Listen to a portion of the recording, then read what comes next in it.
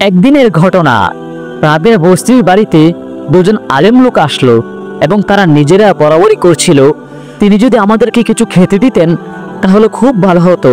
তখন রাবেয়া বস্তির কাছে তেমন কোনো খাবার ছিল না তাদের দেওয়ার মতো।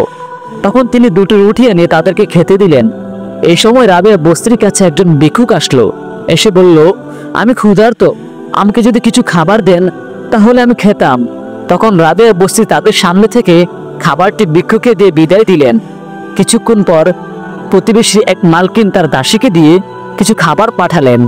দাসী এসে বলল, আমার মালিক আপনার জন্য খাবার পাঠিয়েছে। রাবেয়া বস্তি ঢাকনাটি খুলে দেখলেন সেখানে কিছু রুটি রয়েছে। রাবেয়া বস্তি তা গুনে দেখলেন সেখানে 18টি রুটি রয়েছে। তিনি দাসীকে খাবারটি ফেরত দিয়ে বললেন, এখানে 2টি রুটি কম রয়েছে, তুমি এগুলো নিয়ে যাও।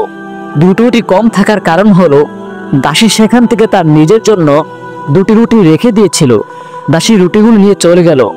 দাসীর জন্য যেই 2টি রুটি রেখেছিল তা বাকি রুটির সাথে মিশিয়ে 20টি রুটি নিয়ে আবার রাবেয়া বস্তির কাছে আসলো।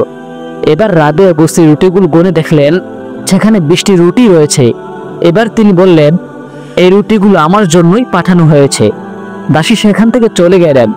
রাবেয়া বস্তির রুটিগুলো নিয়ে মেহমানদেরকে খেতে দিলেন এবং তারা খাবার খেয়ে নিলেন এবং রাবেয়া বস্তিকে বললেন, এগুলোর রহস্য কি?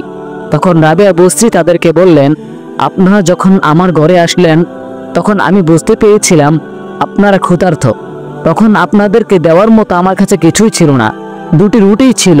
যখন ভিক্ষুক আসলো তখন আমি মনে মনে ভাবলাম, দুজন মর্যাদাবান ব্যক্তির সামনে আমি কিভাবে 2টি রুটি খেতে দিলাম, বরং আমি এই ভিক্ষুককে খেতে দিই। কেননা আল্লাহ তাআলা বলেছেন, যা দান করবে তার 10 গুণ হয়ে ফিরে আসবে তোমার কাছে। আর যখন দাসী আমার কাছে রুটিগুলো নিয়ে আসলো তখন আমি গুনে দেখলাম সেখানে 18টি রুটি রয়েছে। তখন আমি ভাবলাম এই রুটিগুলো আমার জন্য নয়। পরে যখন দাসী আবার রুটি নিয়ে আসলো তখন আমি গুনে দেখলাম সেখানে 20টি রুটি রয়েছে। তাই আমি সেই রুটিগুলো গ্রহণ করলাম এবং আপনাদেরকে খেতে দিলাম।